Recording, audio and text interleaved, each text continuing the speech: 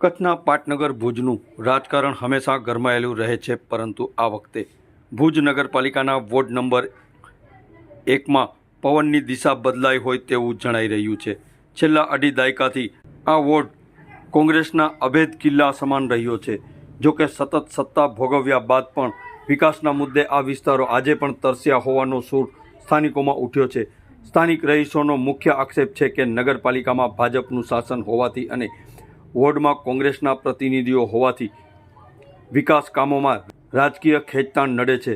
રસ્તા, પાણી અને ગટર જેવી પાયાની સુવિધાઓ માટે પણ આ વોર્ડના લોકો વર્ષો સુધી રાહ જોવી પડેલી છે।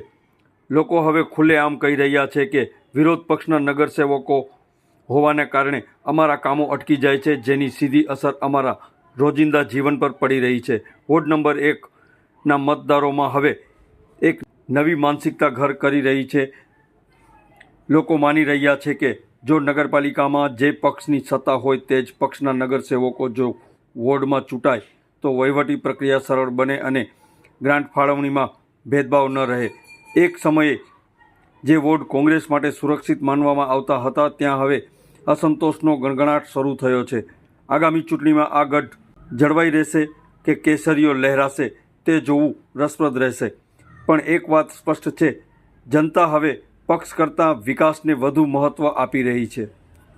અમે અત્યારે વોર્ડ નંબર 1માં સંજોગનગરમાં છીએ।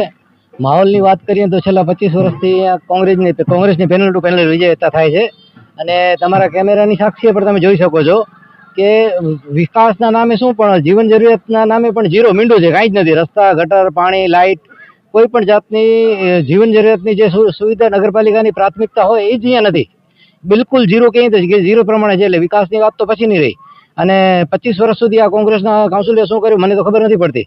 અમે પબ્લિકને એટલી અપીલ કરીએ છીએ કે હવે 5 વર્ષ અમને આપે અને પછી અમારા ઉપર વિશ્વાસ કરી જોઈએ કે અમે 5 વર્ષ અમારો વિશ્વાસ કરે ને પછી એમને કેવું નહીં પડે કે હવે આગળ શું કરવાનું છે। લોકોમાં બદલાવ દેખાય છે કે કોંગ્રેસે 25 વર્ષથી કાંઈ નથી કર્યું એટલે એના માટેનો બદલાવ દેખાય છે।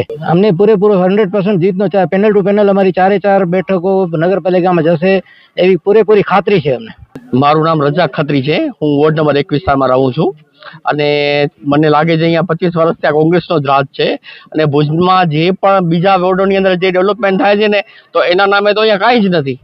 અહીંયા સમસ્યાઓની અંદર મૂળભૂત તો અહીંયા વરસાદી પાણીની સમસ્યા છે, મીઠા પાણીની સમસ્યા છે, લાઇટ, પાણી, રસ્તાની સમસ્યા છે, જે બીજા વિસ્તારો કરતાં અહીંયા તો કોઈ સગવડ જ નથી। તો અહીંયા પરિવર્તન લોકો ઈચ્છે છે અને અમે લોકો સ્થાનિક રહેવાસીઓ ઈચ્છીએ છીએ કે અહીંયા ભાજપ આવે અને અહીંયા વિકાસના કાર્યો થાય અને બધા સુખાકારી જે પણ હોય બધી અહીંયા વોર્ડ નંબર 1ના નાગરિકોને પણ મળવી જોઈએ।